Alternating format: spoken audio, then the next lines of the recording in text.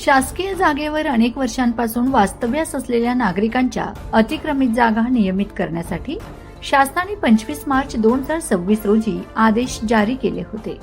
या आदेशानंतर तत्कालीन प्रांत अधिकारी प्रमोद हिले यांनी चाळीसगाव नगरपालिकेच्या मुख्य अधिकाऱ्यांना आवश्यक कार्यवाही करण्याबाबत वेळोवेळी पत्रव्यवहार केला होता। मात्र त्या पत्राची कोणतीही दखल न घेता नगरपालिकेने आवश्यक उपाययोजना केली नाही। या संदर्भात शहर विकास आघाडीच्या वतीने आयोजित पत्रकार परिषदेबाबत बोलत असताना नगरसेवक घृष्णेश्वर तात्या पाटील काय म्हणाले पहा। काय विषय होता नेमका? विषय तसा फार गंभीर आहे की चाळीसगाव शहरातील शासकीय जागेवर जे अतिक्रमण झालं आहे त्या संदर्भात शासनाने एक 25 मार्च 2026 रोजी GR काढलेला आहे की जे गरीब घटक आहेत, वंचित घटक आहेत, ज्या झोपडपट्टी भाग आहे, शासनाच्या जागेवर ज्या झोपडपट्ट्या झालेल्या आहेत त्यांच्यासाठी त्यांच्या आयुष्यात सुधारणा येण्यासाठी, त्यांना बळकटी मिळण्यासाठी, त्यांचं स्वतःचं हक्काचं घर कसं होईल, त्यांना स्वतंत्र त्यांचा सातबारा कसा होईल याकरता GR काढला। परंतु दुर्दैवाची गोष्ट अशी की या संदर्भात आपल्या चाळीसगाव शहराचे तालुक्याचे आदरणीय प्रांत साहेब यांनी वेळोवेळी चाळीसगाव नगरपालिकेला पत्रव्यवहार केला। यामध्ये जी समिती गठीत झालेली आहे त्या समितीमध्ये आपल्या नगरपालिकेचे मुख्य अधिकारी हे सचिव म्हणून काम पाहतात। परंतु वेळोवेळी प्रांत साहेबांनी 5 वेळा त्यांना रिमाइंड करून त्यांना वेळोवेळी या संदर्भात प्रसार माध्यमच्या याच्यातून जनजागृती करण्याच्या संदर्भात वेळोवेळी पत्रव्यवहार केला। परंतु शासनातले आमच्या नगरपालिकेतील गेंड्याच्या कातडीचे अधिकारी हे स्थानिक लोकप्रतिनिधींच्या कदाचित दबावाखाली होते की काय, आणि आमचे चाळीसगाव शहराच्या अध्यक्षा यांचं ह्या 6 महिन्यात या गोष्टीकडे लक्ष जाऊ नये हे चाळीसगावकरांचं खऱ्या अर्थाने दुर्दैव ठरलं आहे। आणि म्हणून परवा आम्हाला या संदर्भात जेव्हा थोडी कानगुण लागली आणि त्या संदर्भातले आम्ही कागदपत्र काढले असता आमच्या लक्षात आलं की या संदर्भात वेळोवेळी प्रांत साहेबांनी नगरपालिकेला पत्रव्यवहार करून नगरपालिकेच्या अधिकाऱ्यांनी या संदर्भात कुठलाही डाटा, मग तो शासनाच्या जमिनींचा आणि त्यावर ज्या वस्त्या बसलेल्या आहेत त्याचा डाटा वेळोवेळी मागितल्यानंतर सुद्धा आजपर्यंत तो डाटा शासनाकडे दिला नाही किंवा त्या बाबतीत आजपर्यंत कुठलीही प्रक्रिया केली नाही।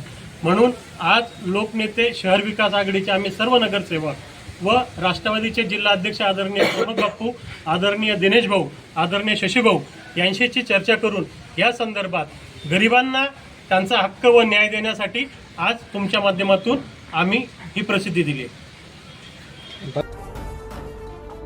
तसेच शासनाच्या आदेशाची तातडीने अंमलबजावणी करून पात्र नागरिकांना न्याय द्यावा, अन्यथा लोकशाही मार्गाने तीव्र आंदोलन छेडण्याचा इशाराही त्यांनी दिला।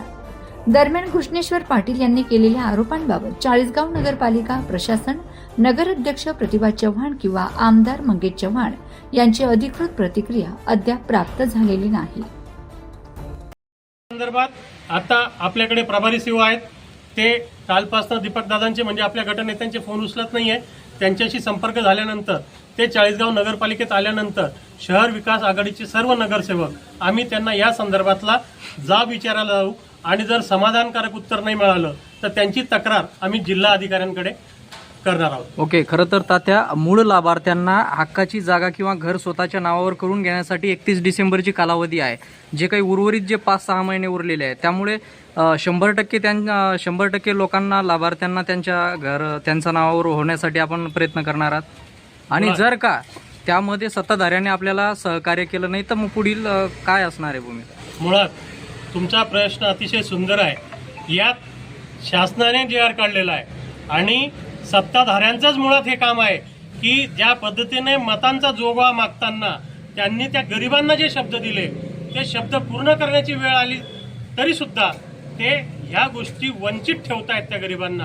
कदाचित त्यांना या गोष्टींपासून लिंपित ठेवायचं आहे। या प्रक्रियेला टाइम बॉन्ड आहे, 31 डिसेंबर 2026 पर्यंतच याचा कालावधी आहे आणि याच्यात यांनी मागच्या 5 महिन्याचा कालावधी वाया घातलेला आहे आणि यांना जागा करून यांच्याकडून आणि शासनाकडून काम करून घेण्याची जबाबदारी आता आम्ही घेतलेली आहे। आम्ही शासनाकडून, मुख्य अधिकाऱ्यांकडून आणि नागरिकांना तुमच्या मार्फत आवाहन करतो की प्रत्येकाने झोपडीधारक जो 2011 पूर्वीचा अतिक्रमण मध्ये राहत असेल यांनी त्याच्या 2011 पूर्वीचे कागदपत्र घेऊन नगरपालिकेत सादर करायचे आणि त्या माध्यमातून त्या प्रक्रियेला आम्ही सर्व नगरसेवक वेळोवेळी सहकार्य करून आम्ही त्यांना त्यांच्या हक्कासाठी लढणार आहोत.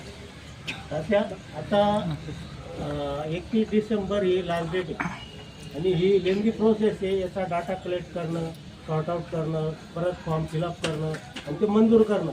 आता या 5 महिन्या कालावधीमध्ये जर काही जे झोपडपट्टीधारक अतिक्रमणधारक वंचित राहून जातील तर याला सर्वस्वी जबाबदार कोण राहील? सगळ्यात जर या प्रक्रियेत अजून विलंब केला आणि गरिबाला जर न्याय देऊ शकले नाही तर यात महत्वाचं पापेचे वाटेकरी म्हणून सर्वप्रथम मी स्वतः जबाबदारीने बोलतो की या समितीमध्ये आमदारांचा सुद्धा समावेश आहे. पहिले पापेचे वाटेकरी आमदार साहेब असतील, दुसरा पापेचे वाटेकरी आदरणीय प्रतिभाताई, कारण की नगरपालिकेच्या माध्यमातून आज ते नगराध्यक्ष आहेत आणि नगराध्यक्षांनी मनावर घेतलं तर त्यांच्याकडे मोठी टीम आहे. आज 40च्या 40 नगरसेवक जर यांनी कामकाज केलं तर कमी कालावधीत या गरीब घटकांना न्याय द्यायची प्रक्रिया होऊ शकते. परंतु ज्या पद्धतीने त्यांनी मागचे 5 महिने वाया घातले म्हणून दुसरे पापाचे वाटेकरी ते असतील आणि तिसरे जे तुमच्या आमच्या घामाच्या कराच्या कष्टाचा पगार घेतात परंतु काम दुसऱ्याच्या सांगण्यावर ऐकतात असे तिसरे घटक मुख्याधिकारी व त्यांचे सगळे सहकारी म्हणजे त्या प्रक्रियेतील सगळे अभियंता हे पापेचे वाटेकरी राहतील.